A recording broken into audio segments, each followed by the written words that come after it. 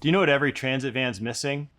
A better step on the back of it. This step here is our new recovery rated tug step. Been a bestseller for the Sprinter for years for us, but now we've released one for the Transit. These vans have great big doors on the back of them. Really a great way to access the living space, the garage, the cargo area, depending on how you're using your van. But they don't have a great way in and out of the back of it.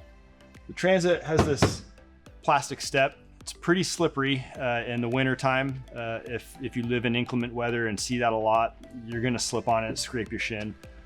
It's also pretty high depending on how tall you are. I spent the weekend camping out of this a couple weeks back, and it was really nice having a step between, the ground and then the actual cargo and living area of the van. So we built this thing with recovery and abuse in mind. This is a great barrier to add between your plastic bumperette and the back of your van. Gives you a little bit of extra cushion if you were to run into something hard, and it's metal, so it's actually gonna hold up to some abuse. It's made right here in North Idaho. 3/16, 1/4 inch and 3/8 steel brackets all tying into the factory trailer hitch mounts and the trailer hitch itself to give you a really robust recovery mounting point.